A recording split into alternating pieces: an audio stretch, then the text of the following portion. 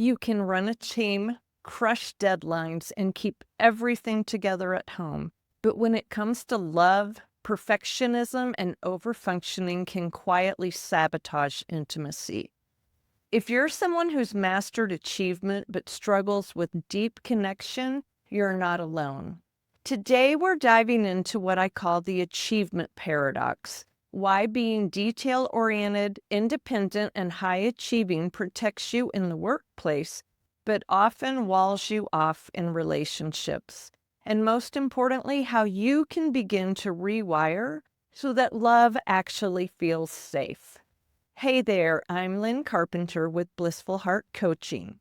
Through my Unbridled Authenticity Framework, I help successful women break free from perfectionism and overfunctioning so they can live with freedom and authenticity at work, at home, and in love. If you find these videos helpful, please take a second to like this video and subscribe to my channel so you don't miss future episodes. When I talk about bridling, I'm drawing from the world of horses. In thoughtful horsemanship, a horse learns to gently respond to pressure while ideally staying connected to its spirit.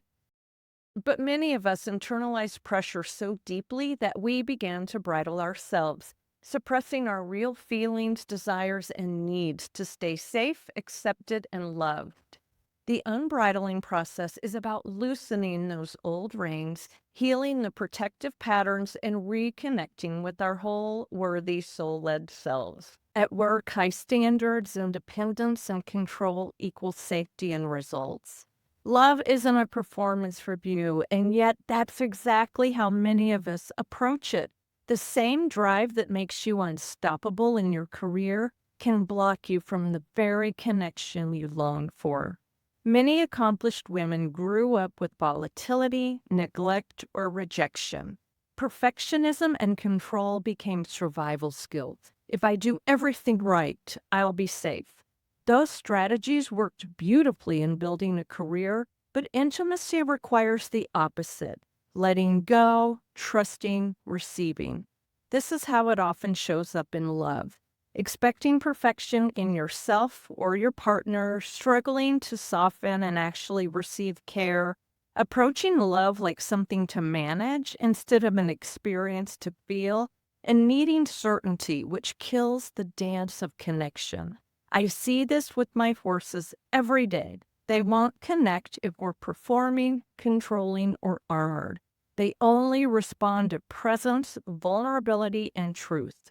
So what's the path forward? You begin with nervous system regulation. Simple things like slowing your breath, placing a hand on your heart, or grounding your feet on the floor until your body feels safe to soften and receive. These aren't just wellness tips. They're actually rewiring your body's safety responses. You create what I call sacred fences, not walls that keep people out, but healthy boundaries that protect your authentic self while still allowing closeness. In relationships, sacred fences protect your heart without closing it off. They make intimacy safer, not scarier. That might look like saying no to something small this week that you don't want to do, or pausing before you automatically say yes, so you can check in with what's true for you and you reconnect with your inner child, maybe through journaling, play, or even listening to music you loved as a little girl. The part of you that once loved freely before she learned to armor up. When you unbridle these patterns, love becomes less about control and more about flow.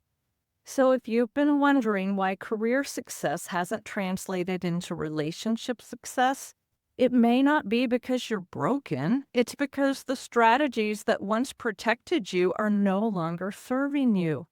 The good news is you can rewire. You can soften without loosening your edge. You can take up space in love by not performing, but by being fully, authentically you. Because love doesn't require your perfection, it requires your presence.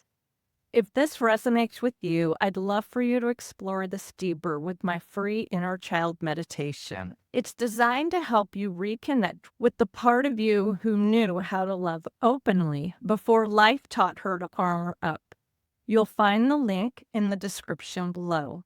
And before you go, don't forget to like this video and subscribe to my channel.